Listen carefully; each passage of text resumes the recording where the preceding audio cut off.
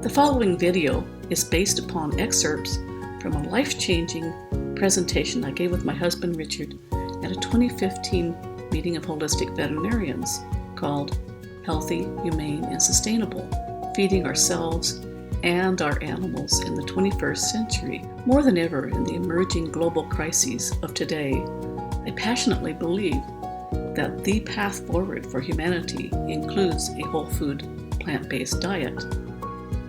Here in a nutshell, I would like to explain to you why I believe that based on the evidence and how to do it in the most effective and healthy way that's sustainable for ourselves as well as for our planet. If you are familiar with the truth about how we actually raise 99% farm animals that we use today for both omnivore and vegetarian diets, feel free to skip the section below. If your understanding of that is only conceptual, really, I strongly urge you to watch that and find out the truth.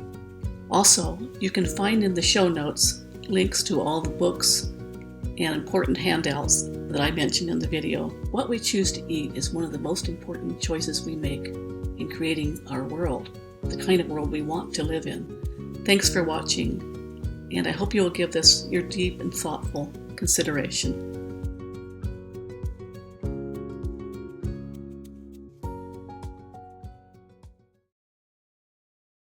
It's taken several hundred hours to put this together. So basically, I wanted to tell you a little bit what happened to Richard and I, that we made a change in our lives. We were eating a lot of cheese. Okay, I'll just say a lot of cheese. Tried a few times to become vegans and didn't last very long. And this movie changed our lives. The number one environmental problem that we can do something about. I wanted to understand more why we aren't able to reduce suffering more effectively. We have to redefine the profession, that our purpose is to cure, to reduce suffering. And then we have no other purpose as veterinarians. We can't split our mind into caring for dogs and cats or horses and not caring about livestock, and not caring about chickens, and not caring about fish. What we're basically going to do is to present some things that are in our face. By the year 2040, we're going to have some very serious problems in the world if we continue on the path we're on. It's an ethical issue, and it's a survival and health issue. About 25% of humans are depleting the aquifers that they have locally, that they're going down faster than they can recharge. It's going to come to an end. So we thought, let's do something. This is my little dream. Woohoo! So then we learned how to really save water. Just eat plants. Most fresh water goes where? It's not down the toilet. It's not for the longer shower. It's not for any of that we've been told we got to do. It's for animal agriculture. Beef, 1,847 gallons per pound. Potatoes, 34. But the good news is every day that you eat plant-based, you save 1,100 gallons of water. For the two of us, it's like more than 10 rain takes in one day. Deforestation is a more serious problem than I realized. We could lose the Amazon in 10 years at the rate that it's going. This is causing 137 species a day in rainforests alone to go extinct forever. This is what it's being made into. Up to 91% of it is for growing crops like soy and corn, much of it to feed our cattle. So every day you eat vegan, you save 30 square feet of forest. In 25 years, that would be like we bought 27 suburban lots. By 2040, we may not have any more fishing left to do in the ocean, period. For every pound of target fish, 4 pounds of other fish are killed. Half of that catch goes to what? To feed our livestock and our fish farms. There is really no such thing as sustainable fishing. This should not be put on the label. None of it is sustainable. They just go from one species to the next. Land use and food production. This is a UN report that land is getting degraded, there's water shortages threatening global food production. John McDougall says that the so-called paleo diet is taking us closer to the end of the world as we know it. An omnivorous diet, the standard American level of eating meat, takes about 18 to 20 times more than for a plant-based diet. So healthy vegan foods could feed right now like twice the world's population. How about grass-fed beef? That's a natural grassland. You don't really want to convert it to crop if you can help it. And they do have a better life. But if all the meat that we're eating in the U.S. was grass-fed, here's the size of the U.S. Red. The gray is how much land it would take. This is how much we actually have that you could call rangeland. Fossil fuel decline is pretty scary. By itself is an issue. By 2040, production levels may be down to about 20% of what we currently consume. And at the same time, population may be twice as large and more of it industrialized. What are we going to do? Well, it takes 10 to 35 times as much fossil fuel to produce animal versus plant protein. An average American spends the same amount on fossil fuels eating meat as you would if you drove over 16,000 miles. Okay, let's say they say, I really need some, or I want some, or where I am, it kind of works. How much might be sustainable? But you all probably know Michael Pollan. He estimates about 2 ounces a week. What is that? That's actually about half a burger a week. This is what we are eating. This is a wonderful man, Howard Lyman. Okay, so he says, like, what's a sustainable amount? None. He says you can't call yourself an environmentalist and eat animal products. And then meanwhile, 1 billion of us are overfed, and that's mostly due to too much meat, eggs, and dairy, which consumes a lot of grain. And then another 1 billion or so humans are suffering or dying from hunger. A child dies from malnutrition every 2.3 seconds. We don't know them, but it could have been yours or mine. If we ate only 10% less meat, the cropland was being used to feed those animals could feed 100 million people. They can't afford to buy the grains because we're using them for these other purposes, and we have the money. We can't. We do it because we can. Potatoes, you can grow 40,000 pounds per acre, or you could grow 250 pounds of beef. Think about that for food security. Potatoes supply enough protein for human beings, as well as vitamin C, potassium, and a lot more. We could survive on them if we had to. About 1970, George McGovern and others were on some commissions in the Senate. The U.S. guidelines for diet should be very much plant-heavy, meat low. They thought they'd solved it all. They figured out that's the healthiest thing. And then what happened? The livestock industry came along, very powerful, and said, nope, you can talk in terms of cholesterol or protein or fat. You can't talk in terms of meat. John McDougall says we need to go back to starches. I mean, starches have gotten such a bad rep. And if you take away nothing else from this presentation, please open your mind to this question, this anti-grain, anti-starch propaganda that's been going on for the last 20 years. He points out rice, corn, wheat, rye, barley, potatoes, squash. These were the foundations of every large, major, successful population in human history. So our diets matter. To me, it's not just a personal choice. Brenda Davis, registered dietitian, says it's arguably one of the most powerful steps a person can take towards preserving the planet. The so-called paleo diet of today isn't as close nutritionally as the vegan diet is to what anthropologists now think that early peoples actually ate. Now, she estimates around 3 planets if we ate the standard American diet, everybody. What if we all ate paleo? 10 planets. We don't have them. We're seeing global epidemics of obesity, diabetes, cardiovascular disease, cancer, lots of things. Arthritis, chronic fatigue syndrome. Vegetarian diets, based on 4,500 cancer research studies, decrease the risk of cancer. They recommend that you choose predominantly plant-based diets that are rich in a variety of vegetables, fruits, and legumes if you want to avoid cancer.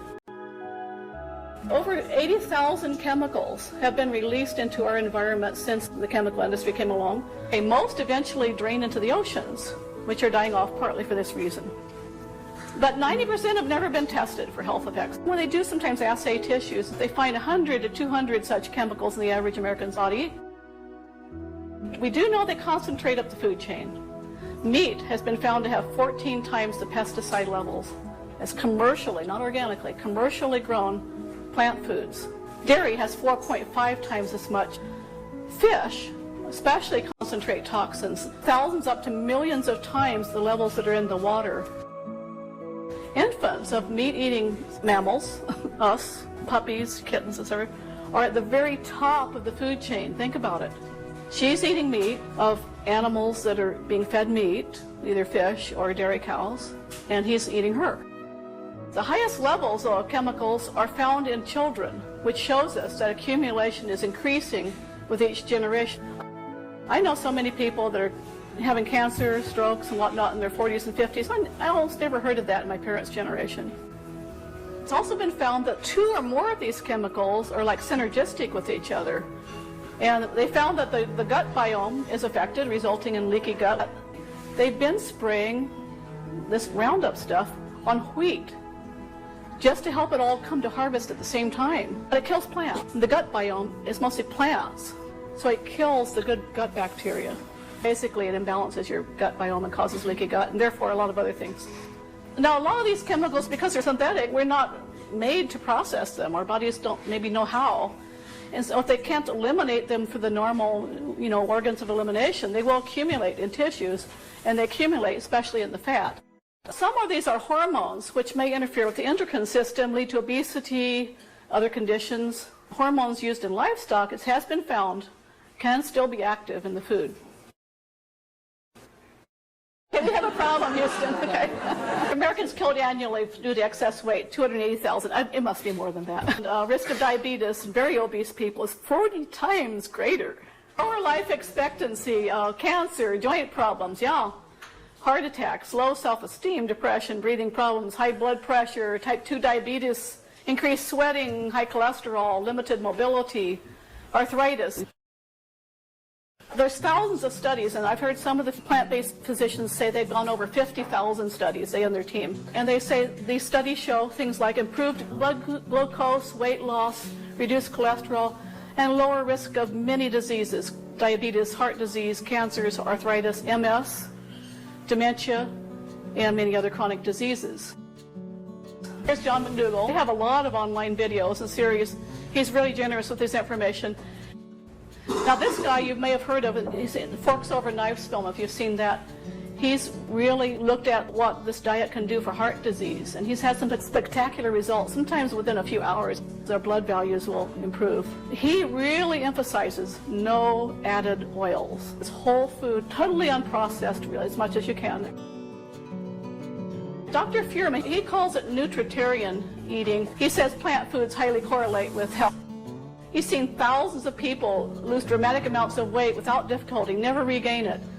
More importantly, they recovered from things like allergies, asthma, acne, headaches, high blood pressure, diabetes, reflux esophagitis, lupus, kidney insufficiency, angina, cardiomyopathy, multiple sclerosis, and many more. He says the results have been astounding. Neil Barnard, Committee for Responsible Medicine, has written a lot of good books, especially if you happen to have diabetes. Breaking the Food Seduction, if you are addicted to cheese and you wanted to try this out. He says basically that in about 3 weeks, your body will rework itself to its addictions, and you'll actually come to prefer healthier foods. We were eating cheese sandwiches 5 times a week. As vegetarians, we thought we needed the protein or whatever. Not true, not true, not true. And so when we learned that, and when we learned immense suffering that dairy cows and their calves go through, it was over. We just didn't want it. It didn't taste good. It just seemed like goo. The protein myth, I mean, a lot of people say, I need my protein. What? Plants all have protein. Everything has protein. Beans, nuts, seeds, soy, and whole grains are all high in protein. Human milk, 6 to 10% of calories are as protein. An infant doubles its weight in 6 months, trebles it a year. So how can an adult who's not building new tissue at the same rate need more? The World Health Organization weighs in at 5%. And in fact, if you have over 10% protein, you're risking your health. It's hard on your kidneys, your liver, and all these organs of elimination. Also, if you're worried about protein, remember Francis Moore Lepay, the diet for a small planet, you got to balance your beans and your rice and all this stuff, the amino acids, worrying about it not being complete. Plants have all the amino acids in them. They've debunked that now. They say you just eat a variety of things, you'll get enough of what you need. Now cats and dogs, different thing. They needed carnitine and taurine because they've lost the ability as predators to synthesize those things. Maybe, psychologically we think at some level we have to have it to survive. But really, we're primates. Primates eat almost entirely vegan diets. About half leafy greens and about half fruit. It's a little bit of shoots and nuts and tubers. And we have grinding jaws that go side to side. Carnivores go up and down. Our canines are insignificant. We have long digestive systems which can process all the starches and grains. Theirs are short, so they can get the toxic meat products out of their body quickly. Yes. How do you think these vegan bodybuilders get it? They get it eating plants. These are vegans. One time, my blood type says I gotta eat meat. Okay, a lot of vegans are type O. I am type O, Richard's type O. And they do fine. Research has not validated the idea of the blood type diet correlating with, the things they say. But meanwhile, all these diets are basically the same thing, pretty much, starting with Atkins. It's all about high meat, high fat. And yes, you go into ketosis, you will lose weight. But you can't stay with it. You start craving the starches. It's hard on their kidneys. And if you look at these guys that have advocated these things, most of them are overweight. Tried a veggie diet, I didn't feel good. For a lot of people it was like that, or they were eating soy substitutes. There's problems with soy and GMOs and stuff, so you've got to be organic on that stuff, and also minimally processed. I've heard from some of you, and I know that the vegan physicians hear this story sometimes. I really did try it, and I ate healthfully, and it didn't work for me, especially when I was having children. We all need to explore this, sort of try to find out, look at what were you actually eating. Possibly you weren't getting enough grains. I've noticed that some of you are not eating a lot of grains on this thing. Carbohydrates are needed to fuel your brain. If you're allergic to a particular grain, do quinoa or millet or something that's not so common. Try them. Potatoes have been much maligned. Yams, squash, beans. There have been some B12 deficiencies in vegans. It's easy to take. We used to get B12, interestingly enough, I didn't know this, through natural water sources, all the little bacteria in there, the bacteria who makes the B12. Most people do well in transitioning to a vegan diet. Some have a detox effect and don't feel a little worse initially, and then they get better. Dr. Clapper, he thinks some people who've really tried hard could possibly have lost the ability to make carnitine or taurine or something, maybe through eating a lot of meat, or maybe there are different genetic types.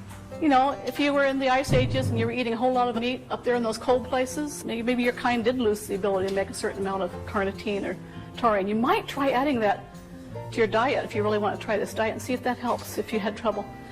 Another thing, it really wasn't a vegan diet, but it had a lot of dairy like we did, which can trigger allergies. And 75% of humans are lactose intolerant worldwide.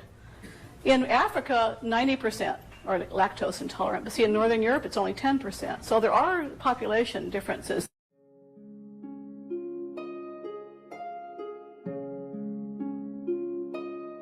Prepare thyself. We're going into the humane part. This is a film we watched called Mad Cowboy. This is a farm couple. And they're saying no matter how bad your worst day is, it's nothing as compared to what the average farm animal goes through every day for weeks, months, or years. So 97% of us say we're against cruelty to animals, and yet 99% of our 11 billion farm animals, 9 billion of these are birds, are raised in inhumane conditions, which are too confined to stretch their wings or to even turn around. Richard worked in a place like this when he was at Davis, and the chickens were just berserk. It's often dark in these places. Here's a woman who managed to actually get inside, and she reports. She says, the broiler farm where she went to, this is free range, it's cage free, 10 to 25,000 chickens in a big dark barn. The air was so thick with feather and fecal dust I had trouble breathing. The floor was spongy with 18 months accumulation of feces. And some of them get so fat because they've been bred that way they can't even walk and their legs collapse. Many live always in the dark in stench and feces. These are actually bones and feathers, feces from dead animals. They have pictures online where you can see male chicks of layers just being sent down an assembly line and thrown into an auger that grinds them up alive, and a lot of them don't quite die. And then here we have a nice little organic operation, the castrations, the beaking, the dehorning. Sometimes they cut off the tails, all this without anesthesia.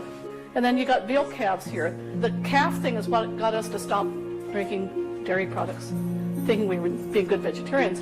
They have to keep the cow pregnant every year, of course, and so to get milk. And so there's the rape rack. That's not much fun. Apparently a lot of cows try to avoid it.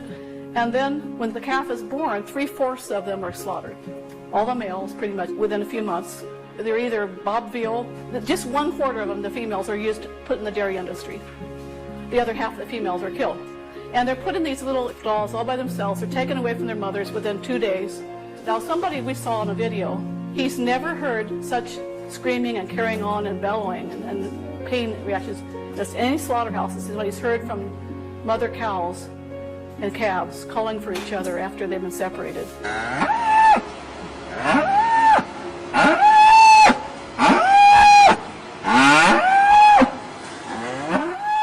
And it goes on for days, weeks. Even in the organic operations, she's being compressed so she can't even stand up. She just has to lie on her side and be a milking machine to her piglets all day long. Just pressed down. So here we're taking out the teeth of this little piglet. A lot of piglets that are runts are just slammed against the floor and they cause head trauma. It's the way to kill them. And then the pigs go crazy. They're very intelligent animals, as you probably know. The sows have no bedding, no straw, nothing to do but lie there for 12 years. 12 years, okay? The place reeks of feces. There's huge waste problems in these big ponds. A small farm country in Illinois that I'm from, our old family farms have been taken over by places like this, and it's causing pollution. Then they take them to slaughter. They don't give them food or water. It's too hot, it's too cold. Sometimes they arrive frozen to the edge of the truck. A certain number die. They expect it and they count for it. Here's 10,000 packed into cages. Often they just kind of throw them in the cage and they might break their legs or wings. At the slaughterhouse, chickens, they don't have any law to protect them, but with the bigger animals, they're supposed to stun them. They're going so fast, like 1 every 4 seconds, they may miss. They have to cut their throat while they're alive so it'll pump out the blood so people don't have the blood in the meat. They're very careful about who they hire. They don't hire animal rights activists. And sometimes they'll stab pig snouts and stab them in the eyes before they've even killed them, just because they're getting so frustrated and take it out on them. They take them to the scalding tank after they supposedly killed them, but sometimes they're still alive and they're thrashing around for 2 minutes in hot boiling water. It's been observed by workers. Okay, we're almost done. The only way to do it is to hide it. When I drive down the highway in Oregon, I see these little sheds. I think it must be, I don't know, tractors are in there or hay. These factory farms, it's chickens probably. Most of us really are decent, caring, loving people, so that's why they have to hide it. We have to believe that eating animal foods is normal, natural, and necessary. It's sort of a gift we've been given from the universe. We don't really have to do it, it seems. And if you think you do, maybe just look a little deeper.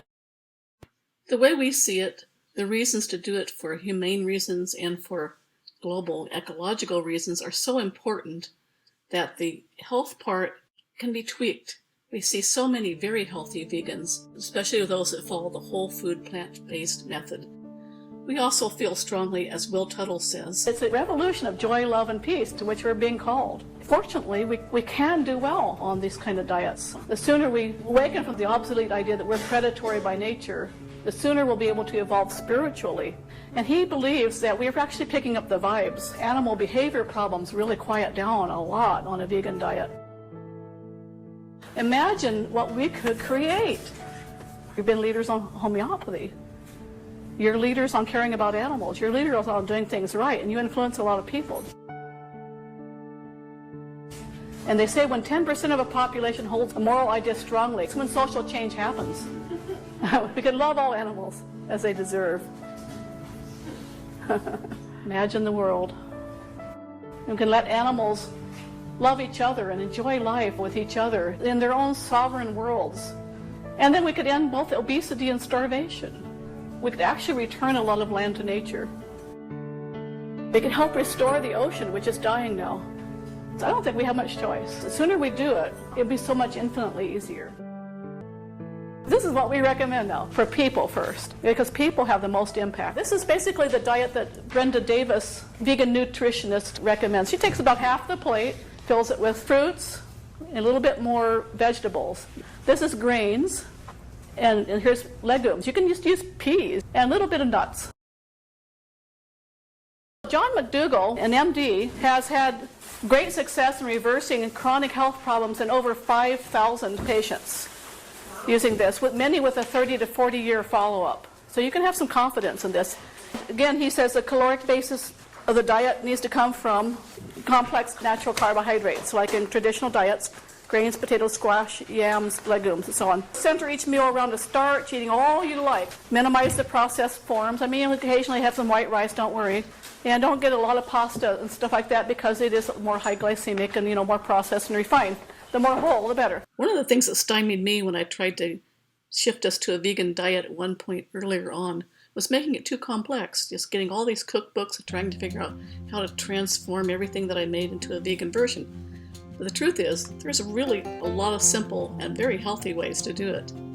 Keep it easy. I ran into a guy who is following this basic sort of program. You can make it as simple as this. In the morning, steel-cut oats with a lot of fruit on it, maybe some plant milk, soy milk or almond milk. Lunch. Brown rice, beans of various sorts, or other whole grains and beans, and dinner, a big salad. Well, you can get a balance of different things. You can keep it really simple, and you could cook up a bunch in advance. And this guy I talked to doing this has lost 45 pounds, and he looked great. And now it's 7 years after that talk was given to a group of veterinarians. Afterwards, a beautiful rainbow came out, and it just seemed so auspicious. Many of them actually went vegan. I wasn't sure how it was going to go, and I hope it's helpful to you. And if you enjoy more variety and gourmet cooking and just lots of different good things, I love plant purination if you want to do something a little more, complex than what we just talked about here. I also have some recipe handouts, 2 pages with my favorite recipes, including meat and cheese, dairy-type substitutes, and things that are easy to make. I also have videos I've posted online on my YouTube channel, which include both healthy plant-based cooking for humans and also for dogs and cats, which was included in the latest edition of our Rodale Press book that came out in 2017. And there's also handouts for that. And it turns out, in case you think that's really crazy, that the longest lived dog in the world was actually vegan, eating very similar food to her person. And cats can do well too, but they require special supplements. Be sure to look that information over carefully before you try that with cats, or use approved commercial vegan foods for cats. My aim with this video was to keep it as concise as possible and to present the strongest arguments that I have found that have inspired me and my husband to eat a whole food plant-based diet for humane reasons, for ecological reasons, and for health reasons. And I hope that this inspires you to take a deeper look at these issues. Thank you for watching.